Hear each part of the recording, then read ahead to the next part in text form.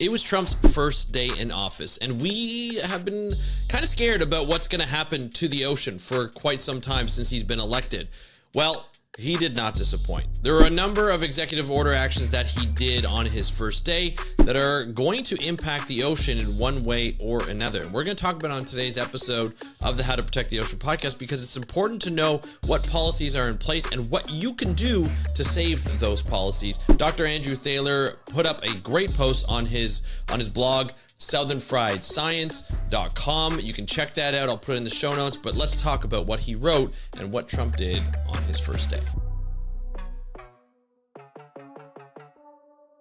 Hey everybody, welcome back to another, this one's scary episode of the How to Protect the Ocean. I'm your host, Andrew Lewin. This is the podcast where you find out what's happening with the ocean, how you can speak up for the ocean, what you can do to live for a better ocean by taking action. And look, the next 4 years are going to be scary because Donald Trump is back in office and he wants to drill, baby, drill. He's going to change a bunch of policies, or he's going to try to anyway. We're going to talk about some of them today. But if you want to stay abreast of all the information that's coming out, all the policies that are changing, and what you could do to help out, whether it's through direct action and talking to your politician or helping out another organization to help, influence or do something about the policies, you stay tuned to this podcast. You subscribe, you follow, whatever you need to do, and you head over to speakupforblue.com to make sure you listen to all the episodes of this podcast, as well as our other podcasts that we have out there and our videos and so forth. It's all on speakupforblue.com. And if you want to make sure you don't miss any of the news that's coming out of the US or is coming out anywhere else in the world,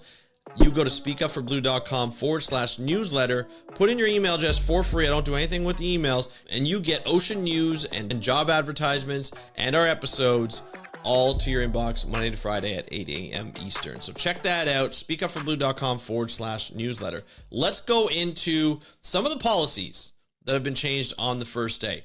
I'm going to tell you, it's not good. It's not fun. It's not going to be a pleasant episode to talk about these, but there's action to take. There is resistance to make. This is what we are going to do. And Dr. Andrew Lewin, a good friend of mine in the business, is already starting. He put out an article called How Donald Trump's Day One Executive Actions Impact the Ocean. We're going to talk about a bunch of them. I am going to read a lot of the stuff that he said because I don't know a lot about some of these policies. Andrew's very good at analyzing marine policies. He does this for a living, and we're going to have him on quite a bit to get his take on it, as well as his other specialties like deep sea mining and so forth, and the deep sea. So here we go. What he did, the first thing he did is revoke President Biden's executive order. So first on the list that was meaningful is initial rescissions of harmful executive orders and actions. So this is a catch-all order that revokes a slew of President Biden's executive actions, among those of which directly and indirectly impact the ocean. So the first one here is, he just named a few, but protecting public health and the environment and restoring science to tackle the climate crisis. This directed federal agencies to review Trump-era regulations that conflicted directives to confront the climate crisis. The second thing that he revoked was the President's Council of Advisors on Science and Technology, which established the Council of Science and Technology experts to advise the actual president, to give them the information that he needs to make the decisions that he needs to make. Third one is tackling the climate crisis at home and abroad, which placed the climate crisis at the forefront of U.S. foreign policy and national security. This is very similar to back in the Obama era when he was president. And the Navy actually declared that climate change was the most important risk, or was the biggest risk against the United States. The fourth executive action was climate-related financial risk. He rescinded that. To develop a strategy to incorporate climate crisis related impacts into financial risk assessments. Like, let's be honest, any type of climate risk or any type of climate consequence, like wildfires, droughts, hurricanes, floods, these all have to be paid for to clean it up. And to look at these financial risks and make those assessments is really important when you look at where we need to divert our money to and how much money are we consequences and cleaning up all the stuff that's been happening, right? It costs a lot of money to do that. Where's that money come from? Generally taxpayers. So he goes on to say that there are a host of other executive orders related to environmental justice, preparing for climate crisis related immigration, and advancing other climate goals. But unfortunately, these executive orders largely expired with the outgoing administration, so it wasn't really any type of action. So it just kind of expired. It would have continued on if Joe Biden had continued on as president for a second term. So the direct threats to the ocean, however, are in the trio of executive orders that remove protections President Biden put in place to prevent offshore exploration of oil and natural gas on the outer continental shelf, which I will just, if you want more information, I'm just going to point to it up top. And I'll link to it in this video and on the show notes that you can go in and listen to. It was all about how he banned 200, I believe it was like 265 million acres. It was quite large, and it was something that it would have been really important. But it included the president's Hail Mary attempt to prevent rapid expansion of the offshore industry in the sentence of drill, baby, drill.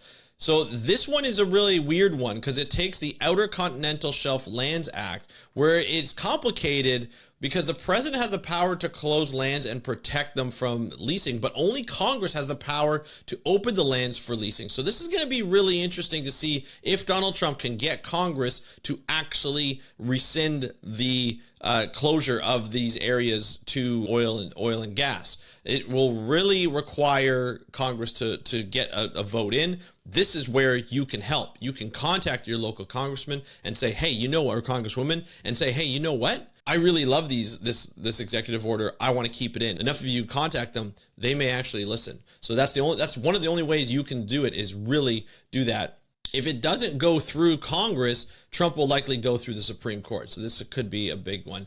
He tried a similar maneuver in his first term, according to Andrew, and lost bigly. So Trump put in an executive order called the National Energy Emergency by declaring an emergency. The emergency talks about how executive agencies are going to handle permitting and expediting review of new oil and gas production. Though the declaration cites a need for a reliable, diversified, and affordable supply of energy, the order itself is limited in scope to unreliable, vulnerable, and supply-limited fossil fuels. Renewables are now exponentially cheaper than the fossil fuels infrastructure, according to Andrew's article, while being both more reliable, resilient, and diversified. So it's really interesting to see how things have changed so much so because we've invested in renewables, and the U.S. has invested in renewables and offshore wind. So that cheapness of putting in offshore wind projects, that won't change. And this order will only serve to get U.S. to fall behind in the global renewables boom, leaving the states like Texas vulnerable to the climate crisis and the U.S. economy less competitive. So that's not good, obviously. And so coupled with rescinding a number of the withdrawals and the executive order of unleashing Alaska's extraordinary resource potential, if effective, this would lead to increased exploitation of the seafloor resources and saddle future generations with failing infrastructure that needs to be contained and remediated. Meaning the oil and gas industry can be very detrimental to the marine environment.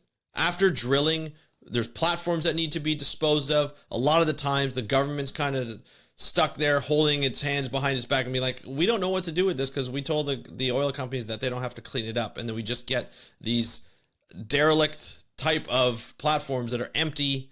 They're not producing, and it just sits there. And we try and figure out what we can do with it. So obviously, not really a good thing for us. So the national, this is Andrew's title, the national, quote, I guess there isn't an energy emergency wind release, because this is what happens. So this is a really bizarre move. So Trump also issued a temporary withdrawal of all areas on the Outer Continental Shelf from offshore wind leasing and review the federal government's leasing and permitting practices for wind projects. So he declares that there's an energy emergency, but is putting a halt on all offshore wind projects. So that it can't be that much of an emergency if offshore wind is not being, like, instead of going with both, I can understand him doing the drill, baby drill, and going for more oil and gas. I can understand it from his perspective because the people who put him there, his supporters, his donors, were the fossil fuel industry. But to take away offshore wind does not make sense. It's cheaper to put in, it's more stable, and it's more diversified, and it will help the U.S. in the future. But instead of just continuing that going on, he's putting a temporary withdrawal in all the areas. So no permitting, nothing allowed to be going, even though there's a big boom out there. Andrew goes on to say, while the national energy emergency calls upon executive agencies to expedite new energy production and reduce the red tape, Trump's wind release calls upon executive agencies to halt new energy production and bury it in red tape. So the emergency calls for a review of the Endangered Species Act and Marine Mammal Protection Act to strip regulations that would limit new energy development, while the wind release calls for a review of the Endangered Species Act and the Marine Mammal Protection Act to impose greater restrictions of new energy development. How does that make sense? So you're going to review, essentially what they're going to do is they're going to lighten the restrictions from the Endangered Species Act and Marine Mammal Protections Act that will allow for more exploration of the seafloor to find these hydrocarbon pockets where they can drill for oil. To do that process, it's very harmful to marine mammals and endangered species. To do that process, you need seismic surveys. That means you have these acoustic guns that are in the water and they trail for like several kilometers, like up to 9 kilometers, maybe even more, depending on the size of the array. The noise that is emitted from these guns that goes down to the seafloor and reverts back up to come back with the signal that will allow the analyst to say, hey, there's a pocket here, there's no pocket here of oil and gas. If you're in the water with that instrument, when that instrumentation goes off, like as a human, it'll blow your eardrums to pieces. So imagine the effect that's going to happen on marine mammals. Right now, marine mammals use acoustics to communicate to each other, whether it be for hunting, whether it be for safety, whether it just be for social cues. That's how they communicate. And if these guns go off when they're in the area, they're not going to be able to communicate as effectively as they used to be. And that could harm the way they eat, that could harm the way they act as a pod, and that could eventually harm their lives. And so the regulations that are around a lot of the times when I worked up in Canada, that from my colleagues working in the States, they model the area around the ship with the guns, with these acoustic guns. And they say, hey, you know what? If a whale's in the area within 1 or 2 kilometers, depending on where you are, you cannot allow these guns to go off. You have to shut them down. That would allow the whales to pass, and that would allow them to be okay. However, in this situation, they're probably not going to allow that. They're probably going to allow the guns to go off, even if there's whales in the way. That's going to harm more whales. A lot of this stuff is going to be in areas where whales are endangered. And there's some critical spots where they're endangered. The North Atlantic right whale is a critically endangered species. And if this oil and gas happens up in that area, this exploration, this could be the end of this species, right? You just never know. This is a huge problem. Yet on the other side of it, they're going to use the Marine Mammal Protection Act and the Endangered Species Act to add in more restrictions to creating and installing and implementing the offshore wind developments. Just imagine that. But there's an energy shortage because there's an energy emergency, but we're not going to put both energies up. We're not going to explore the diversified way. We're just going to go with one option. Does not make sense whatsoever. All right, let's go to the next executive order. They pulled out of the Paris Accord. This is not a surprise. Trump pulled out of it again, like he did in his first term. He said he framed it as putting America first. The Paris Climate Accords is both a treaty and a series of negotiations on how to implement that treaty.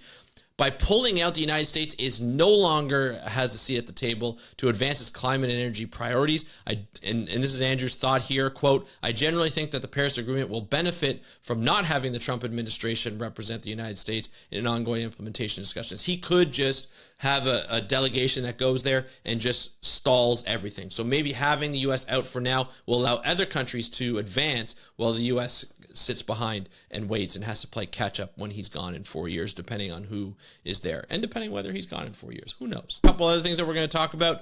Dismantling of the civil service. So the United States government's greatest strength is the civil service, according to Andrew, which I agree on. People who serve the country regardless of the party in power. I think this is what people get confused of. A lot of the scientists, whether they're scientists or not, and people who work for the public service do not have party affiliations. They do not. They work no matter what.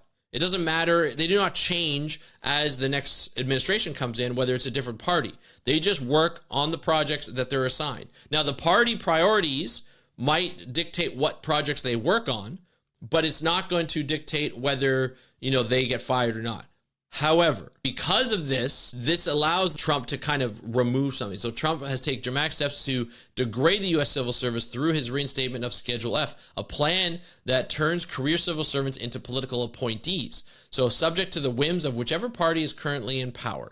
So this radical prioritization of the civil service creates a chilling effect on the people whose job it is to warn us when things are going wrong. So Schedule F is found to be, if found to be legal, will have a significant impact on NOAA, BOEM, which is the Board of Offshore and Energy Management, the FDA and the USDA, and every executive agency that serves the American people. And of course, just to make everything even more complicated, Trump has also instituted a hiring freeze for the federal civilian positions. Now, this is not surprising either. We expected this. We expected a freeze. We expected him to go after the civil service because this is what he does. He thinks it's all blown up and it needs to be shrunk. And that's typical of Republican type or conservative type parties that go in. In Canada, when we had conservatives, they shrank the public service quite a bit in a number of areas, including science, Department of Fisheries and Oceans, and the Environment Canada at the time, now Environment Canada and Climate Change.